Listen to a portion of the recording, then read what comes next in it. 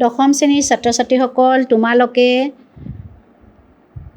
শ্ৰীধৰ কন্দলীৰ কানাই চাতুৰী নামৰ পাঠটিৰ প্ৰথম অংশটিত কৃষ্ণই কেনেকৈ অভিমান কৰি মাক যশোদাক নানা ধৰণৰ কথা শুনাইছিল তাক জানিলা। কৃষ্ণইনো কেনেকৈ নাৰায়ণ ৰূপ ধাৰণ কৰি ব্ৰহ্মাক সৃষ্টি কৰিছিল, চতুৰ্ভুজ ৰূপ ধাৰণ কৰি দেৱতাসকলক দেখা দিছিল আৰু বিষ্ণুৰ কথামতে দেৱতা আৰু অসুৰবিলাকে লগ হৈ অমৃত পানৰ কাৰণে কেনেকৈ সাগৰ মন্থন কৰিছিল আৰু বিষ্ণুৱে মোহিনী ৰূপ ধাৰণ কৰি কেনেকৈ অসুৰবিলাকক অমৃত পানৰ পৰা বঞ্চিত কৰি দেৱতাসকলক অমৃত পান কৰাইছিল তাক জানিলা। এতিয়া কানাই চাতুৰীৰ দ্বিতীয় অংশটোলৈ আহিছোঁ। কপিল স্বৰূপে কৰ্দময় ঘৰে সুয়াময় অৱতাৰ, দেৱহূতি নামে মাতৃক তাৰিলো কৰিয় তত্ত্ব বিচাৰ। কপিল এজন প্ৰসিদ্ধ মুনি, সাংখ্য দৰ্শনৰ প্ৰৱৰ্তক। এওঁক বিষ্ণুৰ আন এক অৱতাৰ বুলি কোৱা হয়। এওঁৰ পিতৃ কৰ্দম মুনি আৰু মাতৃ দেৱহূতি। কপিল মুনিয়ে সাংখ্য দৰ্শনৰ জ্ঞান তত্ত্ব দি মাক দেৱহূতিক উদ্ধাৰ কৰিছিল। বামন স্বৰূপে বালিক চলিবে বিশ্বৰূপ দৰসাইলো, চৰণৰ নখে কটাহ ফুটাইলো গংগাক আনি নমাইলো। বামন বিষ্ণুৰ পঞ্চম অৱতাৰ। বিষ্ণুৱে বাওনা মানুহৰ ৰূপ ধাৰণ কৰি দৈত্যৰাজ বলিৰ যজ্ঞলৈ গৈ ৩ পদ ভূমি বিচাৰি বলি ৰজাক নিজৰ বিশ্বৰূপ দেখুৱাইছিল। বলি ৰজা আছিল দানী ৰজা আৰু তাকে লৈ তেওঁৰ অহংকাৰ আছিল।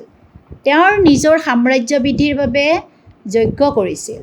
তেতিয়া দেৱৰাজ ইন্দ্ৰই বলিয়ে স্বৰ্গৰাজ্য দখল কৰিব বুলি ভয় খাই বিষ্ণুৰ সহায় বিচাৰে।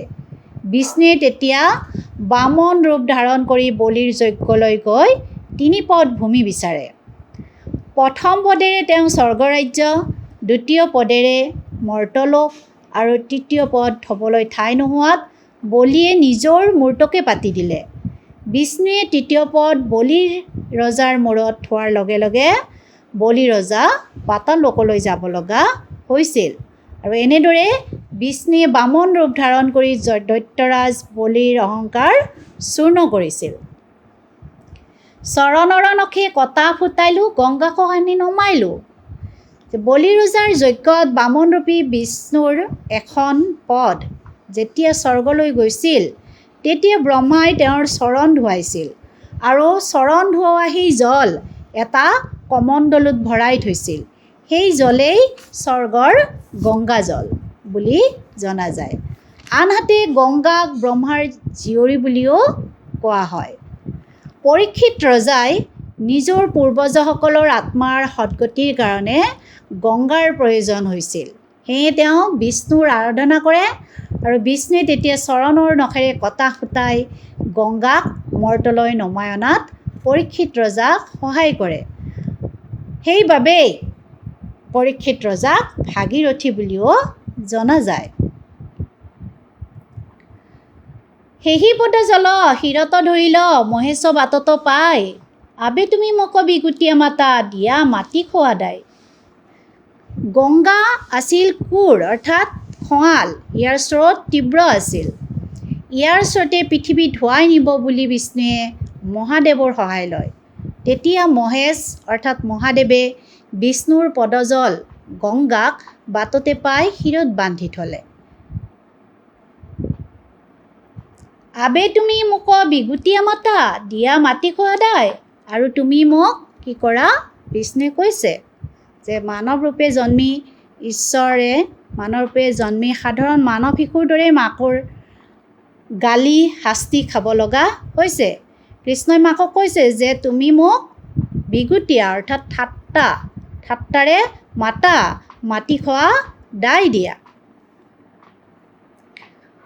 সৰু থাকোঁতে কৃষ্ণই এবাৰ মাটি খাইছিল। ল'ৰা ছোৱালীয়ে মাটিত খেলি থাকিলে মাটিকে খাদ্য বুলি মুখত ভৰাই, তেনেদৰে কৃষ্ণইও সৰু থাকোঁতে মুখত মাটি ভৰাইছিল। যশোদাই কাৰোবাৰ মুখত কৃষ্ণই মাটি খোৱা বুলি শুনি কৃষ্ণৰ মুখ মেলি চাওঁতে মুখৰ ভিতৰত বিশ্ব ব্ৰহ্মাণ্ড দেখা পাইছিল। আনযত মোৰ মহিমা আচয় কহিব লাগে কি ক মই হেন পুত্ৰক মাও বলাইব তোহৰ আছে কধিক ক। গতিকে এনেদৰে নিজৰ মহিমাবিলাকৰ কথা যশোদাক কৈ কৃষ্ণই শেষ কৰিব পৰা নাই। কৃষ্ণই মাকক কৈছে যে তেওঁৰ দৰে পুত্ৰ পায়ো মাকে তেওঁক মৰম নকৰে আৰু মাকক সেইকাৰণে কৃষ্ণই ধিক্কাৰ দিছে। মাক যশোদাই কৃষ্ণৰ মহিমা মাজে মাজে দেখিয়ে আছে, তথাপি তেওঁ পুত্ৰ কৃষ্ণক সাধাৰণ মানৱ শিশু বুলি ভাবি তেনেদৰেই মানৱ শিশু বুলিয়ে ব্যৱহাৰ কৰিছে। সেয়ে কৃষ্ণই মাকক কৈছে তুমি মোৰ মহিমা দেখিও মোক মৰম নকৰা, মোক যি দোষ দিয়া সেইবোৰ তৎক্ষণাতে নোহোৱাব। সেইকাৰণে তেওঁ কৈছে কিছু কিছু কৰি দেখিয়া আছা হা তথাপি কৰা আকৰ্ষ এক খনিতেকে সুৰতি উৰাইব নাথাকক মোৰ দোষ। কাঠ বাজি বুলি জগতে হাচয় দেখিলে সুমৰ হৰি মই আখি তোৰ ঘৰে পুত্ৰ ভৈলো হিত দুখ দূৰ কৰি। কাঠবাজি মানে যিবোৰ তিৰোতাৰ ল'ৰা ছোৱালী নাই।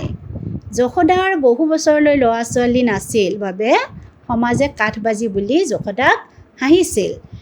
তেতিয়া বিষ্ণুক তপজপ কৰি কৃষ্ণক পালিত পুত্ৰ হিচাপে পাইছিল আৰু কৃষ্ণই কাঠবাজি হোৱা সেই দুখটো যশোদাৰ আঁতৰ কৰিছিল।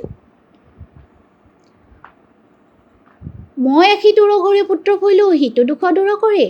তথাপি আমাৰ স্নেহ নজানস নকত নকৰ মত বিশ্বাস আগেয়ে আছিল তেনেয়ে কৰিব দিন চাৰি বাট চাই। তথাপি কৃষ্ণই কৈছে যে তথাপি তুমি মোক কি নকৰা মৰম নকৰা, 4 দিনমান বাট চাই মই তোমাক আগৰ দৰে পুত্ৰহীন কৰিম। মোহৰ মুখত লাজ লাগে বৰ তোহৰ গুণ কহন্তে 2 ওঠ ফাটি তেজ বহি যায় বাঁহৰ বংশী বজান্তে। যে মোৰ মুখত তোমাৰ গুণ গাবলৈ মোৰ লাজ লাগে, বাঁহৰ বাঁহী বজাওঁতে মোৰ 2টা ওঠ ফাটি তেজ ওলায়। 6 ৰতি সোণাৰ বংশী গঢ়ায় নেদ ৰাজপটেশ্বৰী হুই গাতত পততে পেটাৰী বান্ধতে ধনত লাগিবে জুই। যে 6 ৰতি সোণৰ বাঁহী গঢ়াই নিদিয় ৰাজপটেশ্বৰী হৈ তুমি 6 ৰতি সোণৰ বাঁহী এটাও গঢ়াই নিদিয় আৰু তোমাৰ ধনবিলাক গাঁতত পুতি থওঁতে সেই ধনত এদিন জুই লাগিব। গৰুজাক লাগি অন্ন দি পঠাস সিও হৈয়ে একমুঠি, এক গ্ৰাস খাইলে আওৰ গ্ৰাসে নাতে যাওঁ আধা পেটে উঠি। গৰুবিলাক চাৰিবলৈ দি যি একমুঠি আহাৰ দি পঠা সিও একমুঠিহে হয়, এগাল খালে এগাল খাবলৈ নাতে আৰু আধা পেটে উঠিব লগা হয়, মোৰ পেট নভৰে। গৰু আগুৰন্তে ধাতু যায় মোৰ কণ্টক বনত বিন্ধি চৌপৰ দিনতো লহৰীয়া ফুৰো নতুৱা টনাক পিন্ধি। গৰুজাক ইমানবিলাক গৰু চাৰিব লাগে কৃষ্ণই, বহুবিলাক গৰু, আৰু সেই গৰুবিলাক চাৰিব লাগে কণ্টক বনত লৈ গৈ। কণ্টক মানে কাঁইট থকা বনত গৰু চাৰি ফুৰোঁতে সেই কাঁইটে পিন্ধাৰ ফলত মোৰ অৱস্থা নোহোৱা হয়। কৃষ্ণই এনেদৰে দুখ প্ৰকাশ কৰিছে যশোদাৰ আগত।